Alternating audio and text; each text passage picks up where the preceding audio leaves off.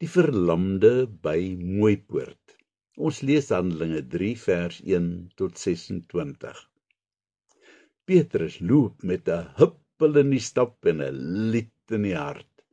Dis byna 3 uur die middag en tyd vir die gebruikelike gebed in die tempel, soos wat elke goeie Jood betaam. Saam met hom is Johannes. Sedert daai wonderlike Pinksterdag het hulle 'n baie besige tyd agter die rug. Petrus wil sommer weer aan die grens gaan as hy net terugdink aan die gebeurtenis en hoe dat 3000 mense tot geloof in Jesus gekom het op een dag. Hulle het almal die gawe van die Heilige Gees ontvang en toe moes Petrus en sy maats net bond staan, want al hierdie mense wou gedoop word. Hulle het laat nag eers stokflou in die kooi geval. Deesdae kos dit baie mooi organiseer om almal te akkommodeer wanneer hulle Sondagaande bymekaar kom om Jesus se opstanding te gedenk. Maar daar het ook wonderlike dinge begin gebeur. Baie van die welafmense het van hulle grond verkoop en hulle besittings om die armes en die weduwees onder hulle te help.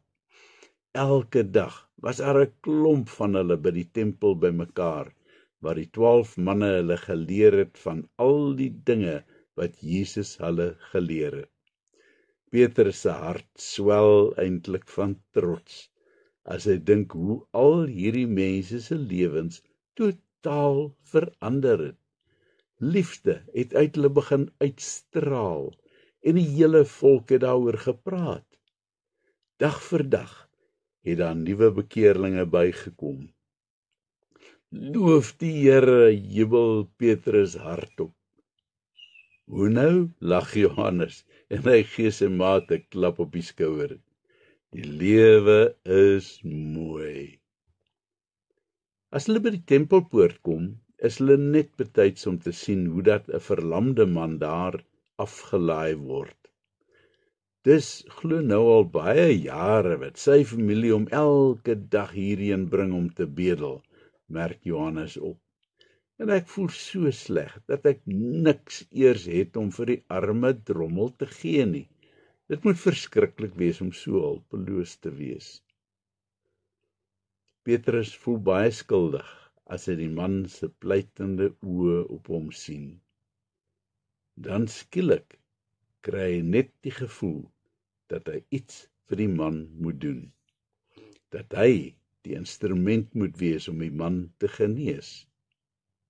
Maar sê nou net, dit werk nie, worstel dit in hom. Julle sal selfs groter dinge as ek doen, echo Jesus se woorde in sy gemoed. Glo net. Petrus gaan staan vlak voor die man en kyk hom stip in die oë. Johannes wil hom nog vra, Petrus, wat vang jy nou aan? Maar hy weet sommer dat hy moet stil bly. Geld het ek nie, sê Petrus vir die verlamde, en hy sien sommer dat die man se hoopvolle gesig val. Maar wat ek het, gee ek vir jou. Nou staan Johannes langs Petrus en hy kyk die man stip aan. In die naam van Jesus Christus van Nasaret, staan op en loop, beveel Petrus die man. Verstom sit die man, staar vir Petrus en Johannes aan. Is die kerel nou besig om met my die spot te dryf? Wonder hy vererg. Maar dan sien hy Petrus se uitgestrekte hand na hom uitreik. Hy gryp wanhoopig na hierdie laaste strooie halmpie en dan voel hy hoe die onmoontlike met hom gebeur. Hy voel die krag in sy dooie verskrompelde bene invloei.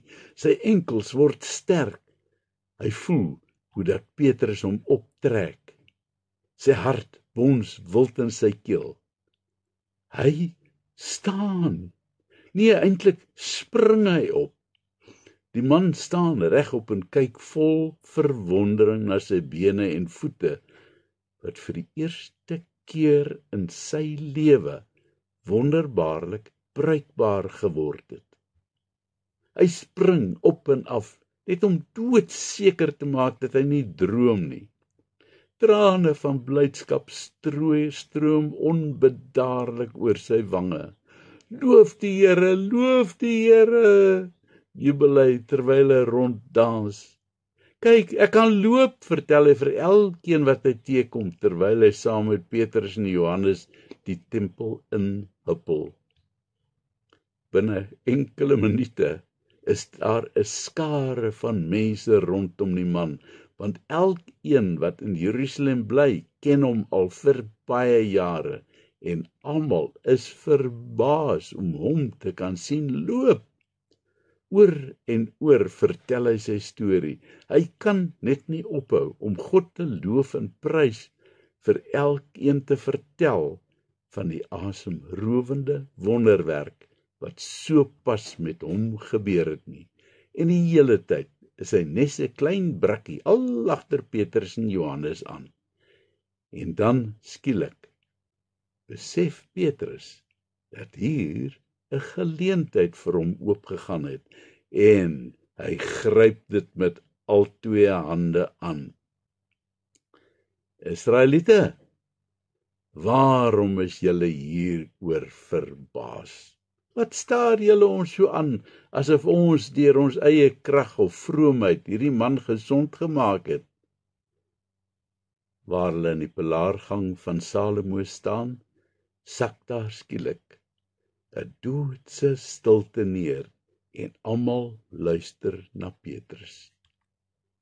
Dan begin hy en vertel van die skare van Jesus, dat hy heilig en opreg was, maar dat hulle, die Jode, hom verwerp het en doodgemaak het. Maar God het hom uit die dood opgewek, en dit is juis hy wat hierdie man krag in sy bene gegee het. Hy vertel verder dat al hierdie dinge deur die profete voorspel is. God het sy seun Jesus na die wêreld toe laat kom om vir hulle tot 'n seën te wees. Daardie dag kom 'n groot aantal mense tot geloof, sodat die gelowiges se getalle tot 'n volle 5000 groei.